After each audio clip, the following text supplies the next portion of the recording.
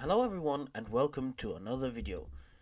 Today I will talk about Forgeworld and Warhammer 40k. But since it's a 40k video, I want to remind you all that if you haven't gotten an Indomitus box set, you can now buy one made to order at the GW site and they will make you one.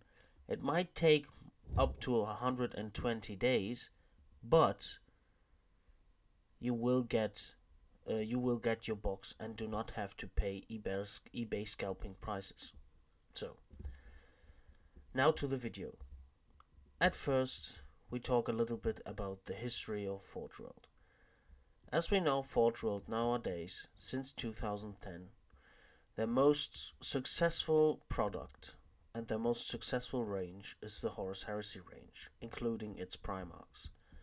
But before that, Forgeworld actually made campaign supplements for Warhammer 40k and the subsequent needed models for that. They had a book series called the Imperial Armor books, and those were the mentioned campaign supplements, and they were about. You see, the Warhammer 40k universe is very vast and very big, and the codices only reflect a very general picture of the armies and their engagements. And the Imperial Armor books, the 12 of them that were released, took it to themselves to change that, to give the armies a closer look. So, in the Imperial Armor books, you usually had campaigns on certain planets that took into great detail the forces fighting upon them. Hence why you had so many awesome upgrade kits from Forgeworld, which are now gone. And this is also a reason why I'm making the video, because a lot of the 40k kits from Forgeworld are gone. So you had these books. They were all more or less in work with the great Alan Bly, who passed a couple of years ago. And they, for example, had the Siege of Rax, where the before not very famous Death Corps of Krieg were the main protagonist against some heretics and traitors. So they made the heretics and traitor range and the Krieg range to go with the Siege of Rax books. Then you had your you had the Badab War. The Badab War supplement was a supplement about a Space Marine Civil War that went for 14 years or 15. And you had the whole sector at war because some Space Marines not turning to chaos, but seceding from the Imperium because they didn't want to take the shit they get from the High Lords anymore, and they then made their own little Imperium. So this is what you had with the Imperial Armor books. A lot of people came into Warhammer 40k in 8th edition, and this is not a bad thing. If you came to Warhammer 40k in 8th edition, don't feel bad, don't feel talked down upon by me. I'm just telling you how it was with Forgeworld ones. So basically, you had the Forgeworld books with the upgrade kits, and they even made like more Space Marine armors.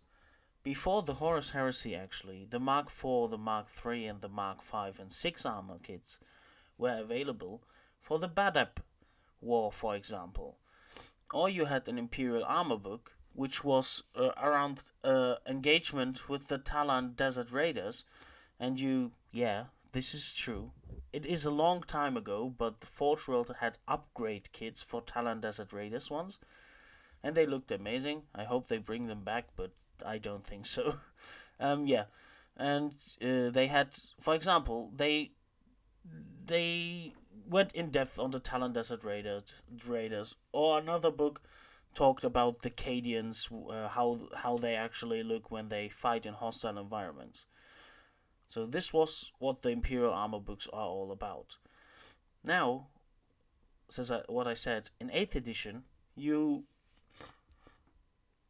didn't get any Imperial armor books. I think the last Imperial armor book was released at the end of 6th edition, and there was one planned at the end of 7th edition. Not at the end of 7th edition, but for 7th edition, it was called Fires of Syraxis, which would allow Heresy Mechanicum units to be used in Adeptus Mechanicus armies in 7th edition 40k. But that never happened because, sadly, Alan Bligh died, and yeah, you are not going to replace Alan Bligh very easily. Alan Bligh was a genius in his craft, and I don't think that we will ever get as amazing campaign supplements for Warhammer 40k again, if they don't find another man as talented as Alan Bligh. And now to what to expect from Forgeworld with Warhammer 40k. So, last edition we had the Vigilus Defiant and Vigilus Fights books, the Vigilus books, and the Warhammer Studios, because it's not Forgeworld Studios anymore, it's Warhammer Studios now, so everyone sits in one place, I guess.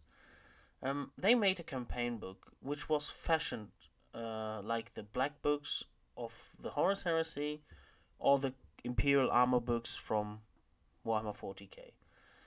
So, I guess, because I don't know, we actually haven't heard anything from Imperial Armor in the last 3 years of 8th edition, other than that the Fires of Syraxis book is on hold indefinitely.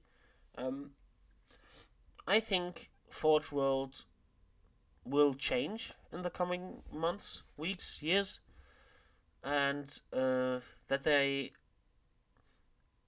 because essentially what they did before the Horus Heresy was upgrade kits.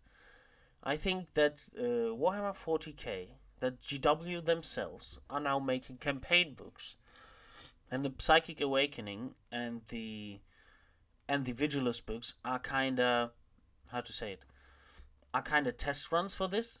So I guess because they said they want to have way more campaign books when they released Vigilus,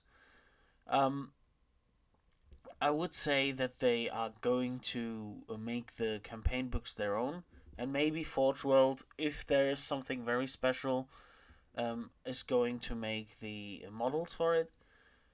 For example, something like Cadian Hostile Environment troops. But I think those are gone because the Imperial Guard is up for a range refresh, at least the infantry. Because the infantry looks very bad, doesn't look good at all. I like the Tempestus Science, but I hope they bring back Imperial Stormtroopers, because I like them actually more than the Science from the design. I like the design of the Imperial Stormtroopers more. And yeah, back on topic.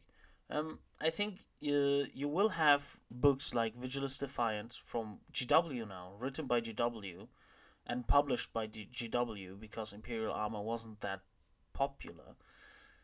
I mean, it never wanted to be as popular because it was a Forgeworld product, but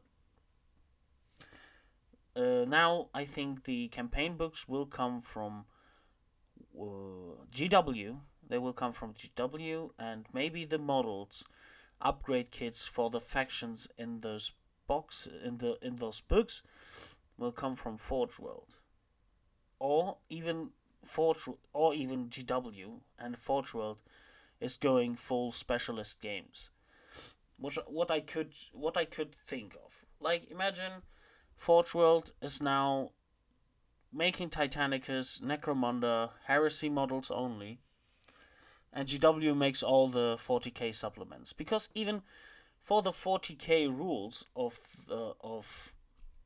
40k rules for 30k units. GW now writes them, so there's not a huge not a huge cliff between the rules and between the Forgeworld rules and the 40k rules, because everything that comes from Forgeworld has the reputation of being stronger than Warhammer 40k units. So that's why the Warhammer 40k team writing the rules for Forgeworld units is actually good. But I think it's now Forgeworld either just going back, making upgrade kits and the Horus Heresy just for new models, or Forgeworld just making specialist games and the Horus Heresy, and not intervening with 40k all too much. Maybe some upgrade kits like repulsor doors or executioner doors. I don't know if they have both the same doors, but I think they don't want to intervene in 40k as much as before. Or there could even be bigger changes on the horizon, of which I don't know. I have no idea. But rest assured, I think Forgeworld will stick around and at least make the Heresy for a couple of more years. But I don't know how their involvement in Warhammer 40k will be. As I said, this was a little speculation rambling video on my part. I hope you enjoyed my little ramble about Forgeworld and Warhammer 40k. I wish you all the best. Like, comment, and subscribe. Share the video if you've liked it. Join the Discord server, and goodbye.